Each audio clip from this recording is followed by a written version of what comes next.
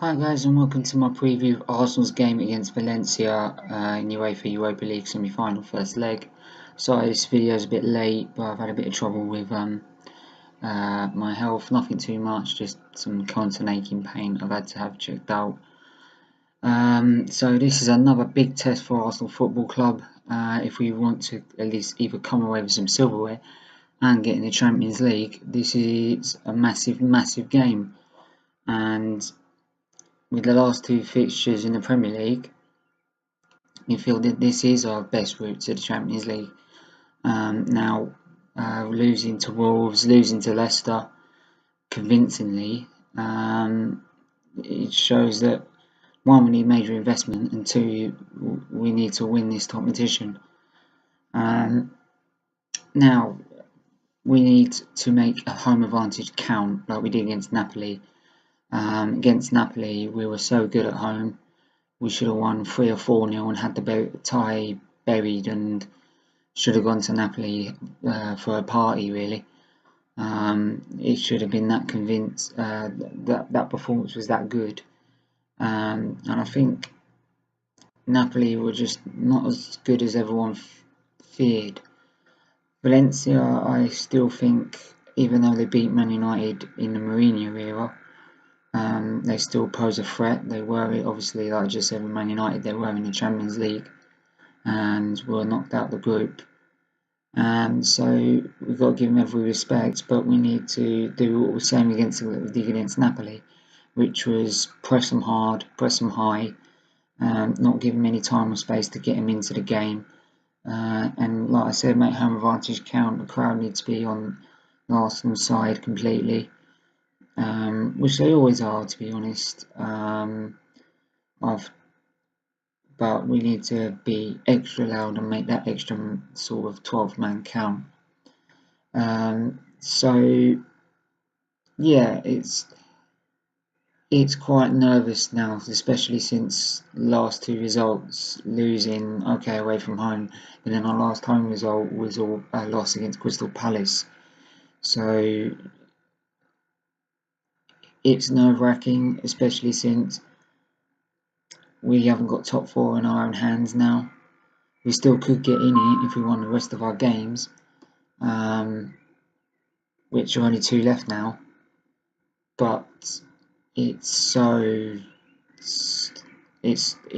in our hands, and I think now we have to go all guns blazing for Europa League. That's how I feel about this situation now.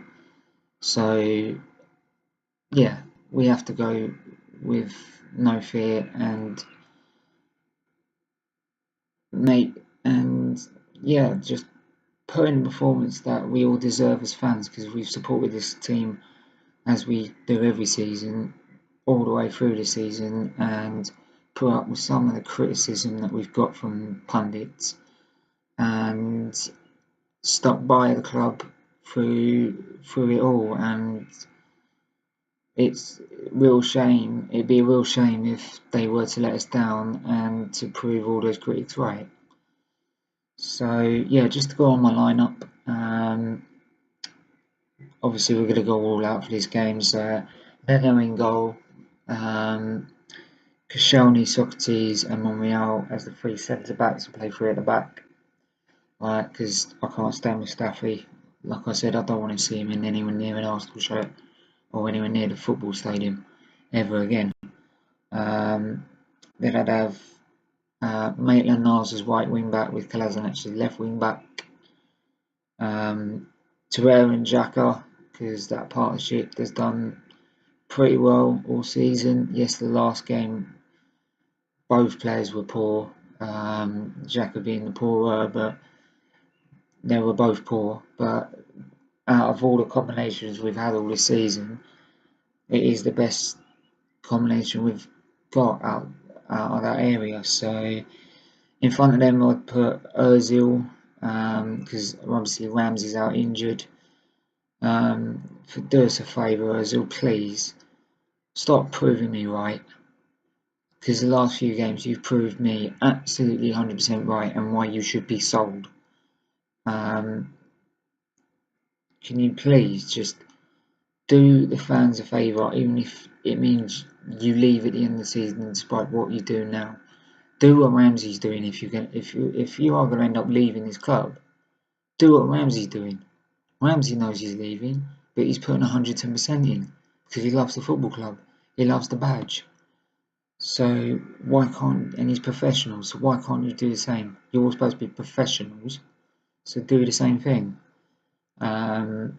Iwobi has been pretty much, like I said, I love Iwobi because he gives us a different dimension. He gives us a more direct dimension. He will take players on. He will never stop trying. And yes, his end product's not the best, but sometimes he's been our only attacking threat in some games. So that's why I want him in there on the left hand side, especially over Mkhitaryan, because Mkhitaryan last few games, 4 or 5 games, he was shit, utter shit. He's proven why he doesn't work for the Premier League. And then Lacazette up front, and which would leave firepower on the bench if things go south. Because let's be honest, Leicester, we pretty much played our strongest 11. We had no plan B because there was no one on the bench. Literally was no one. It was literally dire straits on the bench. So the bench for me would look like Cech, Mustafi, Aubameyang, Mkhitaryan, Nketiah. Actually, sorry, not Mustafi. Sorry, the Cech, Aubameyang, Mkhitaryan, Nketiah, Elneny, Mavropanos, and I'm trying to remember his name now. Oh God, Guendouzi. Sorry, I had his name and I lost it out of the top of my head for some reason. But yeah, Guendouzi.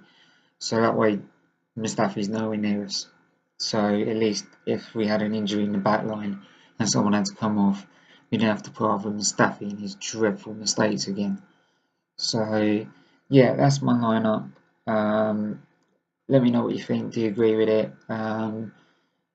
Do you feel this is the only way we can get in the Champions League now, or do you feel that there is a chance we can still slip through into the top 4? Let me know in the comments below, and I'll speak to you guys soon.